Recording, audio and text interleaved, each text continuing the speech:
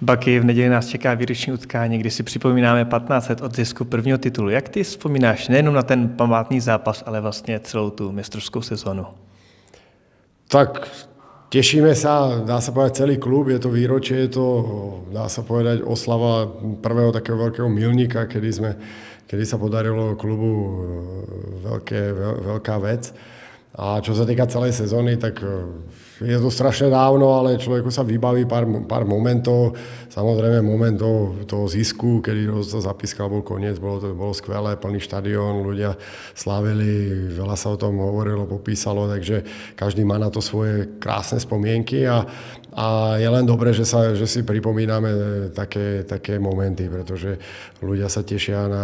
na veľké veci a tá veľká vec sa stala a keď si človek ju pripomenie, tak je to pekné v živote toho fanúška, v živote toho hráče i v živote toho klubu, takže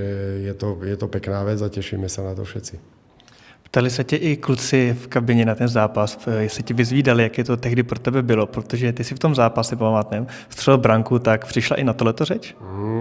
Konkrétne o tom zápase sa nebavíme, ale samozrejme v priebehu toho roku a v priebehu tej sezóny kluci sa pýtajú a samozrejme riešia, že človek tu zanechal nejakú stopu a bol súčasťou niečoho štartujúceho a pekného, takže niekedy sa o tom bavíme, ale priznám sa, ja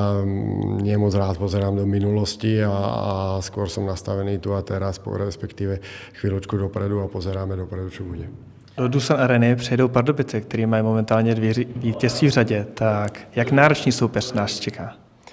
Tak čeká nás náročný súper, ktorý prekazuje svoju kvalitu a i výsledkov. Teraz to zvládli napriek tomu, že sa im herne nedarilo proti Olomouci, tak dokázali výsledkovo ten zápas zvládnuť a je to určite horšie v úvodzovkách, keď príde tým s formou a to človek, respektíve tým, ktorý je úspešnejší v tom danom momente, ale my samozrejme pozeráme na to,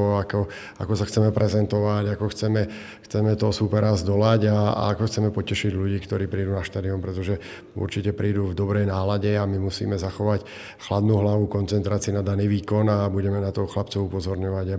aby nepodľahli nejakým oslavám, pretože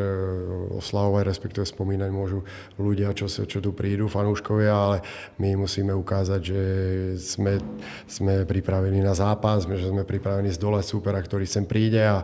podporiť to pekné odpoledne, respektíve ten večer, ktorý sa tu chystá. Myslíš si, že ten výroční zápas může tým právě ještě víc nabodit díky té atmosféře okolo toho? Tak má to dve veci, buď nabudí, alebo trhne trošku pozornosť. Takže my chceme, aby to nabudilo a tú pozornosť od toho sústredeného výkonu to neotrhlo a aby každá tá osoba, ktorá bude v daný moment na tom ihrisku odviedla dobrý, plnohodnotný výkon, ktorý bude viesť k naplneniu cieľa a ten cieľ je víťazstvo a potešenie ľudí, ktorí na štadióne budú. Takže na toto si musíme dať pozor a musíme byť na to pripravení.